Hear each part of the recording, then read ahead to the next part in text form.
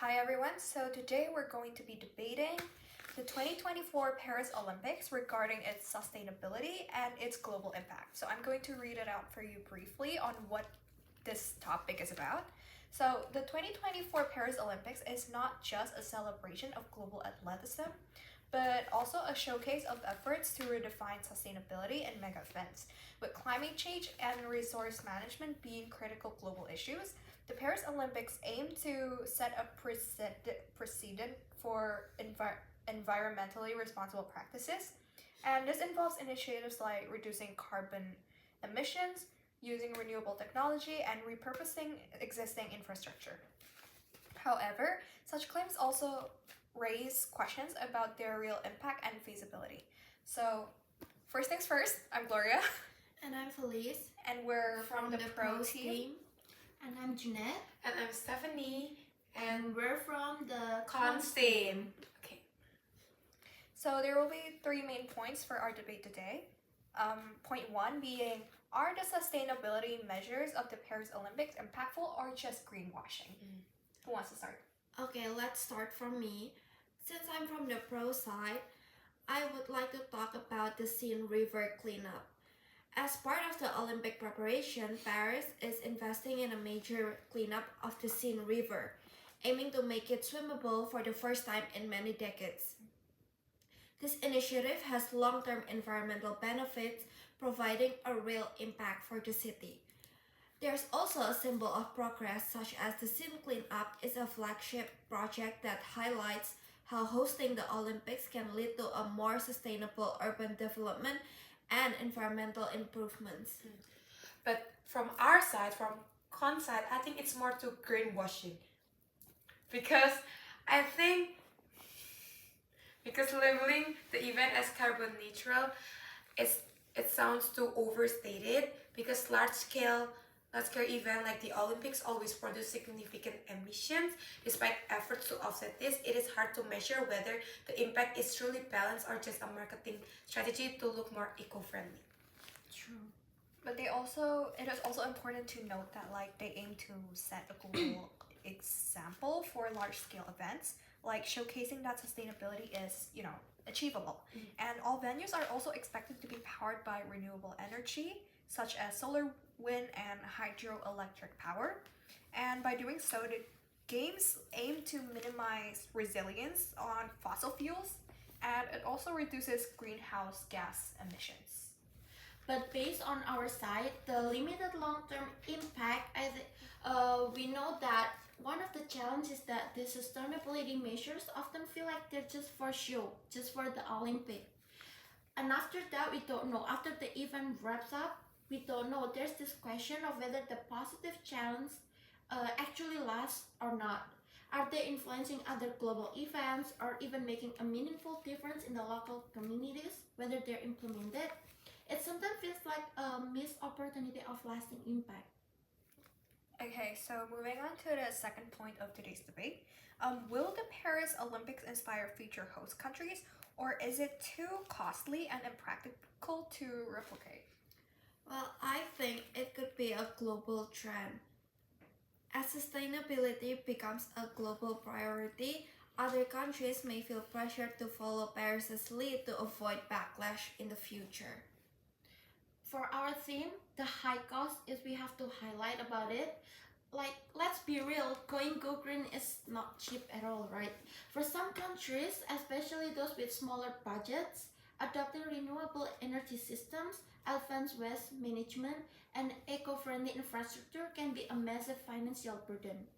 Sure, the benefits are great in the long run, but not everyone has the resource to make it happen in the first place.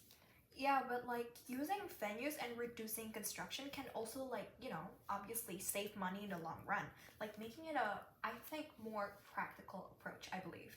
And Paris is utilizing over 95% of existing or temporary venues, such as hosting events at iconic landmarks in such as the Eiffel Tower or the Seine River, whatever.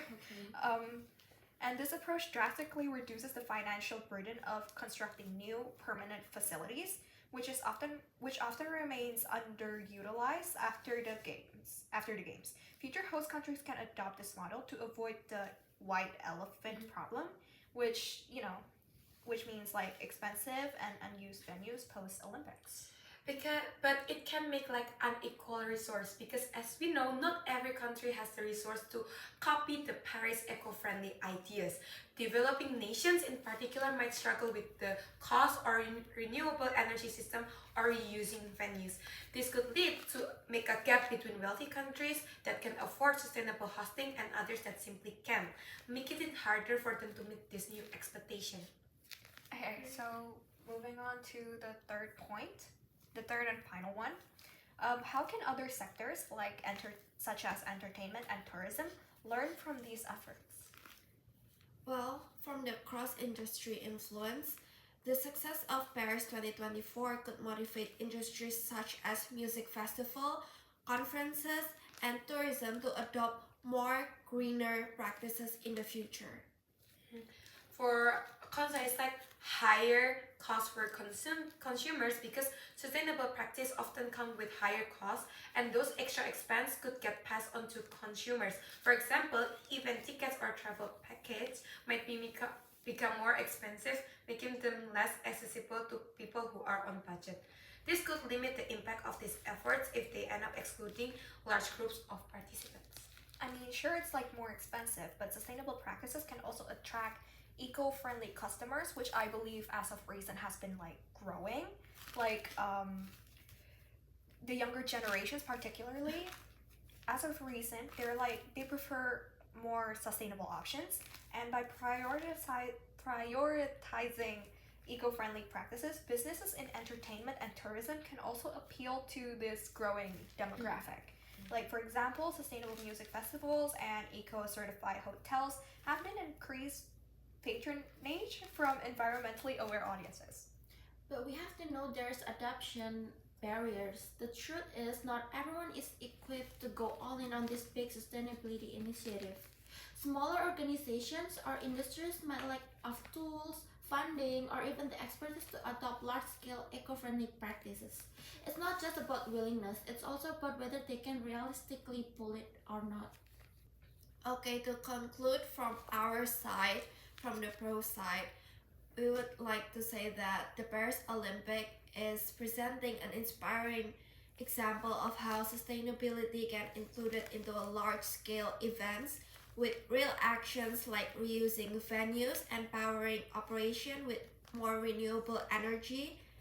These efforts are not only setting an example for future hosts but also demonstrating that sustainability can drive a more positive and long-term change, whether it's cleaning the scene or adopting a more cost-efficient practices. The games have the potential to influence other industries and countries also, proving that eco-friendly actions can both be impactful and also practical.